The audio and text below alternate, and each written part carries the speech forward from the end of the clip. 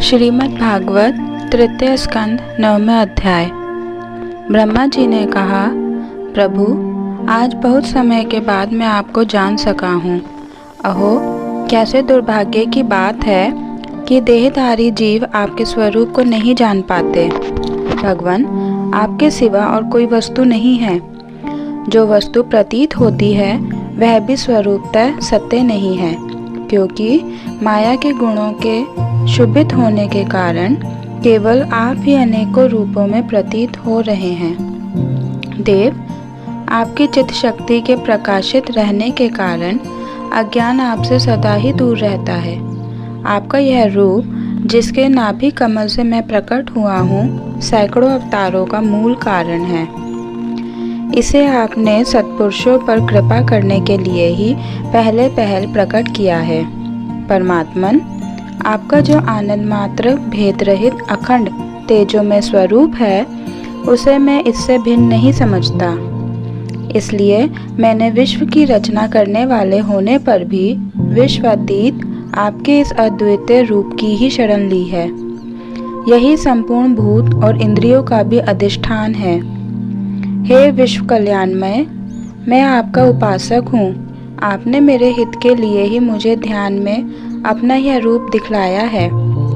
जो पापात्मा विषय आसक्त जीव हैं, वह ही इसका अनादर करते हैं।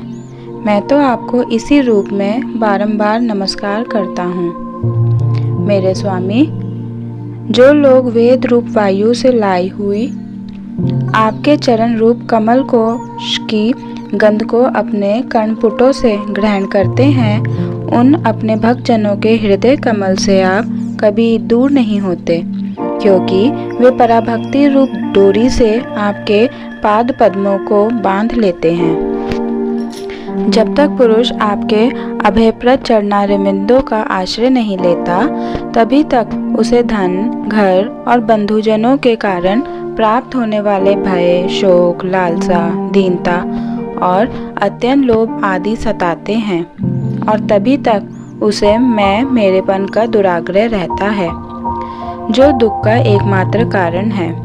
जो लोग सब प्रकार के अमंगलों को नष्ट करने वाले आपके श्रवण कीर्तन आदि प्रसंगों से इंद्रियों को हटाकर लेश मात्र विषय सुख के लिए ही दीन और मन ही मन ललायत होकर निरंतर दुष्कर्मों में लगे रहते हैं, उन बेचारों की बुद्धि दैव ने हर ली है। अच्युत, उरुक्रम, इस प्रजा को भूख, प्यास, वात, पित्त, कफ, सर्दी, गर्मी, हवा और वर्षा से परस्पर एक दूसरे से तथा काम, अग्नि और दुस्सह क्रोध से बार बार कष्ट उठाते देखकर मेरा मन बड़ा खिन्न होता है। स्वामिन, जब तक मनुष्य इंद्रिय और विषय रूपी माया के प्रभाव से आपसे अपने को भिन्न देखता है, तब तक उसके लिए इस संसार चक्र की निवृत्ति नहीं होती। यद्यपि यह मिथ्या है, तथापि कर्मफल भोग का क्षेत्र होने के कारण उसे नाना प्रकार के दुखों में डालता रहता है। देव, औरों की तो बात ही क्या, जो साक्षात मुनि हैं, वे भी यदि आपके कथा प्रसंग से विमुख रहते हैं, तो उन्हें संसार में फंसना पड़ता है। वे दिन में अनेक प्रकार के व्यापारों के कारण विक्षिप्त चित्त रहते हैं, रात्रि में निद्रा में अचेत पड़ जाते हैं।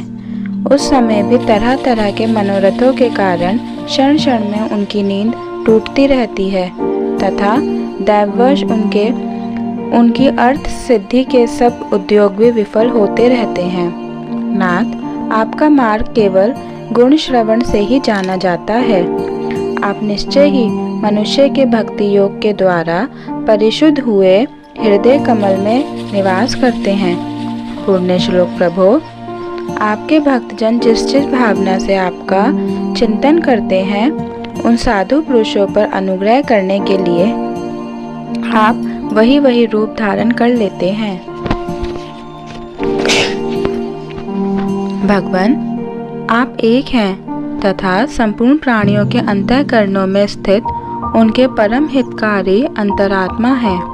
इसलिए यदि देवता लोग भी हृदय में तरह तरह की कामनाएं रखकर भांति भांति की विपुल सामग्रियों से आपका पूजन करते हैं, तो उससे आप उतने प्रसन्न नहीं होते जितने सब प्राणियों पर दया करने से होते हैं।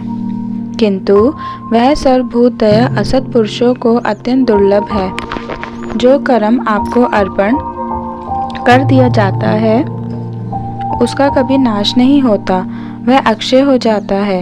अतः नाना प्रकार के कर्म, यज्ञ, दान, कठिन तपस्या और व्रत आदि के द्वारा आपकी प्रसन्नता प्राप्त करना ही मनुष्य का सबसे बड़ा कर्म फल है, क्योंकि आपकी प्रसन्नता होने पर ऐसा कौन फल है जो सुलभ नहीं हो जाता। आप सर्वदा अपने स्वरूप के प्रकाश से ही प्राणियों के भेद भ्रम रूप अंधकार का नाश करते रहते हैं तथा ज्ञान के अधिष्ठान साक्षात परम पुरुष हैं। मैं आपको नमस्कार करता हूँ। संसार की उत्पत्ति, स्थिति और संहार के निमित्त से जो माया की लीला होती है वह आपका ही खेल है। अतः आप परमेश्वर को मैं बारंबार नमस्कार करता हूँ। जो लोग प्राण त्याग करते समय आपके अवतार, गुण और कर्मों को सूचित करने वाले देवकी नंदन, जनार्दन, कंस निकंदन आदि नामों का विवश होकर भी उच्चारण करते हैं, वे अनेकों जन्मों के पापों से तत्काल छूटकर माया आदि आवरणों से रहित ब्रह्मपद प्राप्त करते हैं। आप नित्य अजन्मा हैं, मैं आपकी शरण लेता हूँ। भगवान, इस विश्व वृक्ष के रूप में आप ही विराजमान हैं। आप ही अपनी मूल प्रकृति को स्वीकार करके जगत की उत्पत्ति, स्थिति और प्रलय के लिए मेरे, अपने और महादेव जी के रूप में 3 प्रधान शाखाओं में विभक्त हुए हैं और फिर प्रजापति एवं मनु आदि शाखा प्रशाखाओं के रूप में फैलकर बहुत विस्तृत हो गए हैं। मैं आपको नमस्कार करता हूँ। भगवान, आपने अपनी आराधना को ही लोगों के लिए कल्याणकारी सधर्म बताया है, किंतु वे इस ओर से उदासीन रहकर सर्वदा विपरीत कर्मों में लगे रहते हैं। ऐसी प्रमाद की अवस्था में पड़े हुए इन जीवों की जीवन आशा को जो सदा सावधान रहकर बड़ी शीघ्रता से काटता रहता है, वह बलवान काल भी आपका ही रूप है। मैं उसे नमस्कार करता हूँ। यद्यपि मैं सत्यलोक का अधिष्ठाता हूँ, जो 2 प्रात पर्यंत रहने वाला और समस्त लोगों का वंदनीय है, तो भी आपके उस काल रूप से डरता रहता हूँ। उससे बचने और आपको प्राप्त करने के लिए ही मैंने बहुत समय तक तपस्या की है। आप ही अधियज्ञ रूप से मेरी इस तपस्या के साक्षी हैं। मैं आपको नमस्कार करता हूँ। आप पूर्ण काम हैं, आपको किसी विशेष सुख की इच्छा नहीं है, तो भी आपने अपनी बनाई हुई धर्म मर्यादा की रक्षा के लिए पशु, पक्षी, मनुष्य और देवता आदि जीव योनियों में अपनी ही इच्छा से शरीर धारण कर अनेकों लीलाएं की हैं। ऐसे आप पुरुषोत्तम भगवान को मेरा नमस्कार है। प्रभु, आप अविद्या, अस्मिता, राग, द्वेष और अभिनिवेश 5 में से किसी भी के भी अधीन नहीं है। तथापि इस समय जो सारे संसार को अपने उदर में लीन कर भयंकर तरंग मालाओं से विशुद्ध प्रलयकालीन जल में अनंत विग्रह की कोमल शैया पर शयन कर रहे हैं, वह पूर्व कल्प की कर्म परंपरा से श्रमित हुए जीवों को विश्राम देने के लिए ही है। आपके नाभि कमल रूप भवन से मेरा जन्म हुआ है। यह संपूर्ण विश्व आपके उदर में समाया हुआ है। आपकी कृपा से ही मैं त्रिलोकी की रचना रूप उपकार में प्रवृत्त हुआ हूँ। इस समय योग निद्रा का अंत हो जाने के कारण आपके नेत्र कमल विकसित हो रहे हैं। आपको मेरा नमस्कार है। आप संपूर्ण जगत के एकमात्र सुहृद और आत्मा हैं तथा शरणागतों पर कृपा करने वाले हैं। अतः अपने जिस ज्ञान और ऐश्वर्य से आप विश्व को आनंदित करते हैं, उसी से मेरी बुद्धि को भी युक्त करें, जिससे मैं पूर्व कल्प के समान इस समय भी जगत की रचना कर सकूं। आप भक्त वांछा कल्प तरु हैं। अपनी शक्ति लक्ष्मी जी के सहित अनेकों गुणों अवतार लेकर आप जो जो अद्भुत कर्म करेंगे, मेरा यह जगत की रचना करने का उद्यम भी उन्हीं में से एक है। अतः इसे रचते समय आप मेरे चित्त को प्रेरित करें, शक्ति प्रदान करें, जिससे मैं सृष्टि रचना विषयक अभिमान रूप मल से दूर रह सकूं। प्रभो, इस प्रलयकालीन जल में शयन करते हुए आप अनंत शक्ति परम पुरुष के नाभि कमल से मेरा प्रादुर्भाव हुआ है और मैं हूँ भी आपकी ही विज्ञान शक्ति। अतः इस जगत के विचित्र रूप का विस्तार करते समय आपकी कृपा से मेरी वेद रूप वाणी का उच्चारण लुप्त ना हो। आप अपार करुणामय पुराण पुरुष हैं। आप परम प्रेममयी मुस्कान के सहित अपने नेत्र कमल खोलिए और शेष शैया से उठकर विश्व के उद्भव के लिए अपनी सुमधुर वाणी से मेरा विषाद दूर कीजिए। श्री मैत्रेय जी कहते हैं, विदुर जी, इस प्रकार तप, विद्या और समाधि के द्वारा अपने उत्पत्ति स्थान श्री भगवान को देखकर तथा अपने मन और वाणी की शक्ति के अनुसार उनकी स्तुति कर ब्रह्मा जी थक से होकर मौन हो गए। श्री मधुसूदन भगवान ने देखा कि ब्रह्मा जी इस प्रलय जलराशि से बहुत घबराए हुए हैं तथा लोक रचना के विषय में कोई निश्चित विचार न होने के कारण उनका चित्त बहुत खिन्न है। तब उनके अभिप्राय को जानकर वे अपनी गंभीर वाणी से उनका खेद शांत करते हुए कहने लगे। श्री भगवान ने कहा, वेदकर, तुम विषाद के वशीभूत हो आलस्य ना करो, सृष्टि रचना के उद्यम में तत्पर हो जाओ। तुम मुझसे जो कुछ चाहते हो उसे तो मैं पहले ही कर चुका हूँ। तुम एक बार फिर तप करो और भागवत ज्ञान का अनुष्ठान करो। उनके द्वारा तुम सब लोगों को स्पष्टतया अपने अंतःकरण में देखोगे। फिर भक्ति युक्त और समाहित चित्त होकर तुम संपूर्ण लोक और अपने में मुझको व्याप्त देखोगे तथा मुझ में संपूर्ण लोक और अपने आप को देखोगे। जिस समय जीव काष्ठ में व्याप्त अग्नि के समान समस्त भूतों में मुझे ही स्थित देखता है, उसी समय वह अपने अज्ञान रूप मल से मुक्त हो जाता है। जब वह अपने को भूत, इंद्रिय, गुण और अंतःकरण से रहित तथा स्वरूपतः मुझसे अभिन्न देखता है, तब मोक्षप्रद प्राप्त कर लेता है। ब्रह्मा जी, नाना प्रकार के कर्म संस्कारों के अनुसार अनेक प्रकार की जीव सृष्टि को रचने की इच्छा होने पर भी तुम्हारा चित्त मोहित नहीं होता।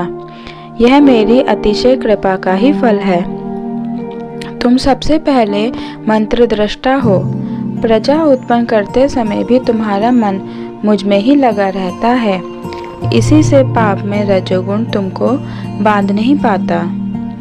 तुम मुझे भूत, इंद्रिय, गुण और अंतःकरण से रहित समझते हो। इससे जान पड़ता है कि यद्यपि देहधारी जीवों को मेरा ज्ञान होना बहुत कठिन है, तथापि तुमने मुझे जान लिया है। मेरा आश्रय कोई है या नहीं, इस संदेह से तुम कमल नाल के द्वारा जल में उसका मूल खोज रहे थे, सो मैंने तुम्हें अपना यह स्वरूप अंतःकरण ही दिखलाया है। प्यारे ब्रह्मा जी, तुमने जो मेरी कथाओं के वैभव से युक्त मेरी स्तुति की है और तपस्या में जो तुम्हारी निष्ठा है, वह भी मेरा ही कृपा का फल है। लोक रचना की इच्छा से तुमने सगुण प्रतीत होने पर भी जो निर्गुण रूप से मेरा वर्णन करते हुए स्तुति की है, उससे मैं बहुत प्रसन्न हूँ। तुम्हारा कल्याण हो। मैं समस्त कामनाओं और मनोरथों को पूर्ण करने में समर्थ हूँ।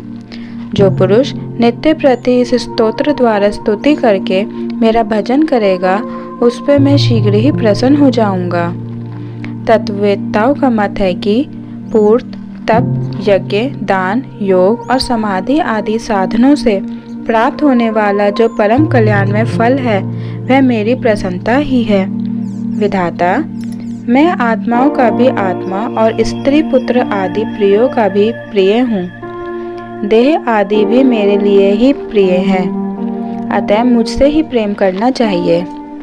ब्रह्मा जी, त्रिलोकी को तथा जो प्रजा इस समय मुझ में लीन है उसे तुम पूर्व कल्प के समान मुझसे उत्पन्न हुए अपने सर्ववेदमय स्वरूप से स्वयं ही रचो। श्री मैत्रेय जी कहते हैं, प्रकृति और पुरुष के स्वामी कमलनाथ भगवान सृष्टिकर्ता ब्रह्मा जी को इस प्रकार जगत की अभिव्यक्ति करवाकर अपने उस नारायण रूप से अदृश्य हो गए। 9वां अध्याय समाप्त।